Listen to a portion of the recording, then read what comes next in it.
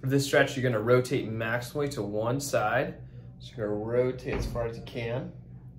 And then what you're gonna do is you're going to retract from that position and then put a downwards motion like this, a little nod.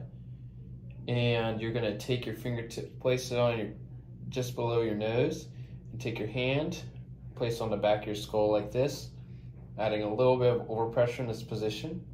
And you're just gonna hold this position.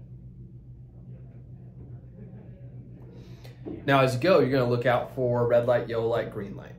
Red light is as you do this hold or after the hold, your pain is worse, either just at resting or with a motion that you wanna recheck that can provoke your symptoms. Now a yellow light is no change in your symptoms. A green light means there's an improvement in your symptoms with just that rest or with the motion that you're rechecking with. Now, if you get symptoms down into the upper trap, the mid-back, the shoulder blade, the shoulder, or down into the extremity, you may need to look for another few signs of green lights and red lights.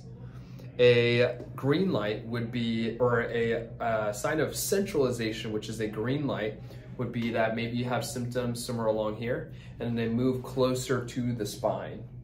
A sign of peripheralization means the pain from the spine is actually moving closer to the fingertips. So for example, I could be doing this stretch here,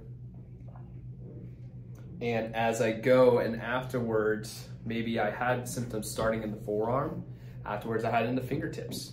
That'd be a sign of peripheralization. Same thing if I had pain in the fingertips, and as I went, then it was in the forearm, here, and then into the shoulder blade first, and then more centralized is actually the upper trap. So you want it in your upper trap versus in between the shoulder blades or in the mid-back. And then finally into the side of the neck. And then as you go into the center of the neck afterwards, that is a sign of centralization. It's a sign to keep going. If you get a red light, it is important to stop the stretch. If you keep going with it, it will most likely make things worse. Getting a red light is not always a bad thing. Sometimes you have moved the obstruction and you're moving on to the next phase and you just need a new stretch. It's important not to keep doing the stretch though. You also can try the stretch out later if you get a red light.